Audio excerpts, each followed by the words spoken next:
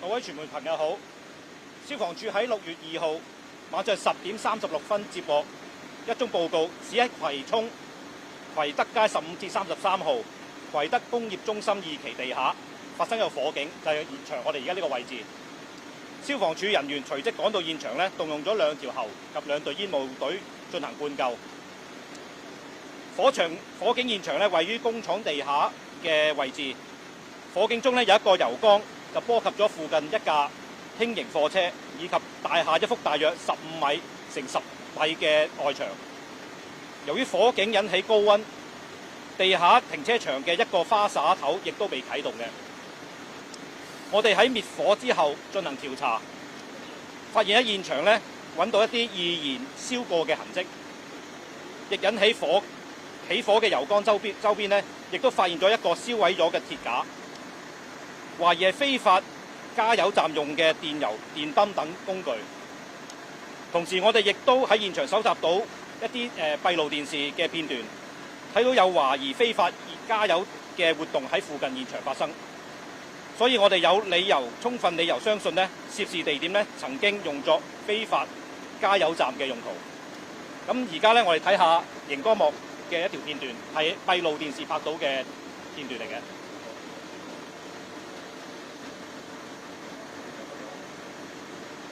咁今次火警咧喺夜晚嘅工業區，人流咧就相對比較少，好彩嘅就冇做到任何傷亡。不過今次嘅事件咧反映到個風險咧，絕對係不容忽視嘅。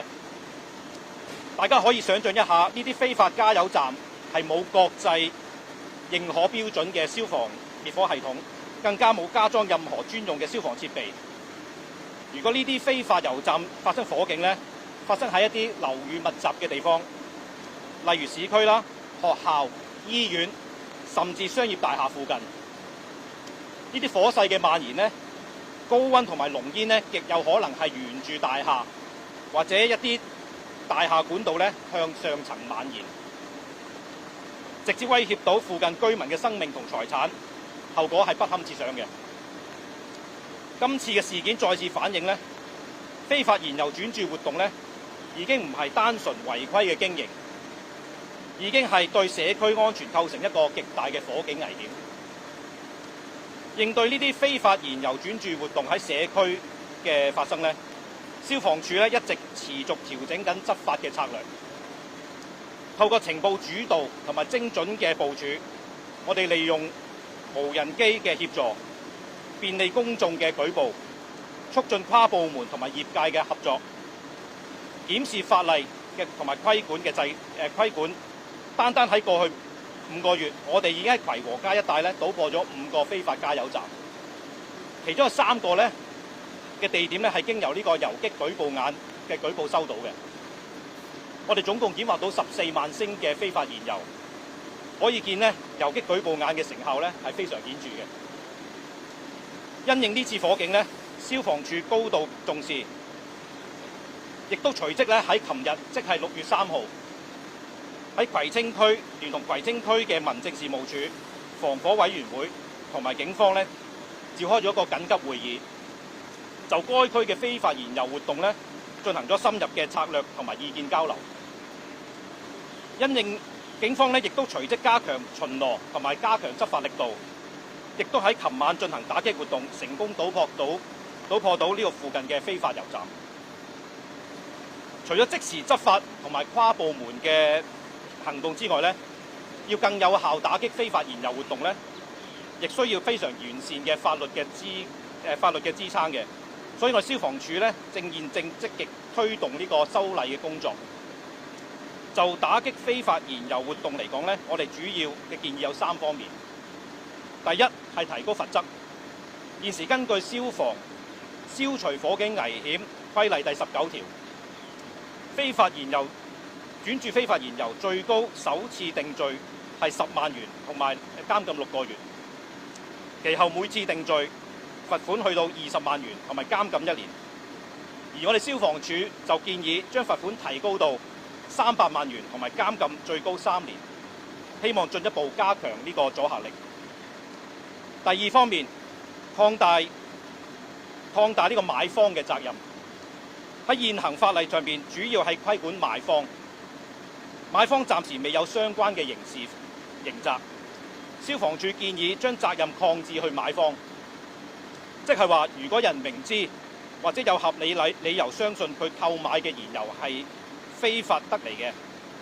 如果仍然繼續購買，最高刑罰可以去到100萬元同埋監禁1年。第三就係加強執法嘅權力。現時消防處可以截停同埋搜查涉事嘅車輛，但係未有檢取相關車輛燃油或者佢用嘅器皿。消防處建議新增呢個逮捕、檢取同埋扣留車輛燃油同埋相關器皿嘅權力，並可以喺定罪之後向裁判官申請充公。保安局同消防處亦都喺2026年5月26號就上述嘅建議展開為期1個月嘅公眾諮詢，諮詢期去到今個月嘅6月25號為止。歡迎公眾人士參與呢個諮詢文件，並就呢個文件所述嘅各項建議提交意見。非法油站近年有走向呢個碎片化嘅趨勢，甚至出現呢個自助形式嘅非法燃油購買嘅情況。呢類非法油站可以隱藏喺社區唔同嘅角落，係等於一個社區嘅定時炸彈，對於附近嘅居民、車輛同埋樓宇構成非常嚴重嘅威脅。為咗有效打擊非法燃油加油活動，公眾嘅警覺性同埋市民嘅舉報係同樣重要嘅。消防處喺呢度嚴正呼籲市民絕對唔好一時貪方便或者平少少就幫襯呢啲非法油站。非法油站本身冇安全設施，冇專業嘅管理，亦冇任何嘅規管消防嘅保障。一旦發生火警或者爆炸，受害嘅人唔單止係參與者本人，甚至會波及附近嘅民居、路人、司機同埋或者附近嘅商戶。為咗保障自己同埋鄰舍嘅安全，市民嘅舉報亦都非常重要。市民如果發現任何懷疑非法燃油轉注活動，請立即致電消防處24小時舉報熱線55779666，或者利用火警危險電子投訴平台上面嘅游擊舉報眼作出舉報。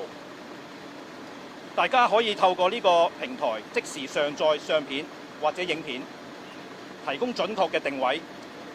令到消防處可以作出一個更精準嘅行動部署，迅速打擊同埋取締呢類型嘅非法燃油加油站。從事非法加油活動係十分嚴重嘅罪行。我哋再重申，根據《消防消除火警危險規例》第19條，任何人為業務目的而管有或者控制受管制物品以供轉注入汽油油缸，係即屬違法，最高可被罰款10萬元同埋監禁6個月。如果係漏犯者，更加可以被判20萬元同埋監禁1年。而家我就交俾警察同事交代行動嘅細節。唔該，黃 Sir。唔該。各位傳媒午安，我係新界南反三合會行動組總督察顧文佳。而家我會同大家講述一宗非法處理或管有未完稅汽油嘅案件。鑑於警方發現近期非法油站嘅數目係有上升嘅趨勢，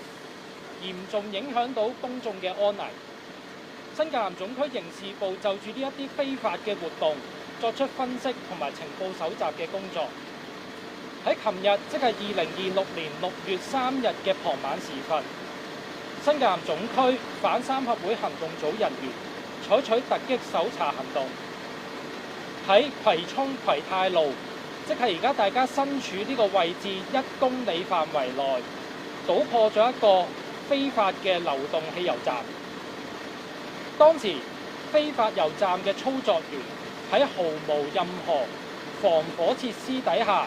就咁喺馬路邊幫一名私家車司機入油。同時間，在場亦都有另外一名協助經營呢一個非法油站嘅職員。3名人士係涉嫌非法處理或者係管有未完稅汽油被捕嘅。而其中一名非法油站嘅操作員佢係以雙程證入境嘅中國籍男子，因此咧佢係亦都係被拘捕一個罪行咧，就係違反逗留條件。3名被捕人士嘅年齡係介乎22至42歲。警方喺行動中檢獲咗一架私家車、一批入油工具，以及約1600公升嘅未完稅汽油，市值係5萬蚊嘅。頭先黃 Sir 亦都講咗啦，喺而家大家身處呢一個位置呢，其實喺前日係發生咗一宗火警嘅。呢宗火警相信係由非法加油活動而引起嘅。事件正正就係反映咗呢一啲非法嘅油站係會對公眾帶來極大嘅安全隱患。一旦發生火警或者係爆炸，後果係不堪設想，會造成好嚴重嘅人命傷亡。所以警方喺呢一度作出一個嚴厲嘅譴責，針對呢一啲經營非法油站嘅不法分子，佢哋漠視公眾安全，將市民嘅性命同埋財產作為代價謀取私利嘅行為，警方係予以強烈嘅譴責嘅。同時，警方亦都再次呼籲各位駕駛者，唔好以為光顧非法汽油站係好小事。根據應課稅品條例，無論係購買定係售賣未完稅嘅汽油，都係嚴重罪行。一經定罪嘅話，同樣都係可以被判罰監禁2年，罰款100萬元。涉案嘅車輛亦都係會被充公嘅。換句話講，法律上邊其實光顧或者經營非法嘅汽油站，都係要面對同樣嚴重嘅法律後果。因此，各位駕駛者切勿以身試法，絕對係唔值得為咗一啲小便宜冒上坐監同埋留案底嘅風險。同時亦都希望各位駕駛者唔好再光顧呢一啲非法嘅油站，唔好等到真係出咗意外或者俾警方拘捕嘅時候先發現得不償失。最後，警方重申，保障市民嘅生命係首要任務，絕對唔會容忍任何人為咗一己私利，將公眾安全置之不顧。警方會繼續聯同其他政府部門，採取主動嘅打擊行動，打擊呢一啲非法加油嘅活動。而家係傳媒答問環節，請想發問嘅傳媒朋友先舉手，講出你代表嘅傳媒機構並發問最多2條問題。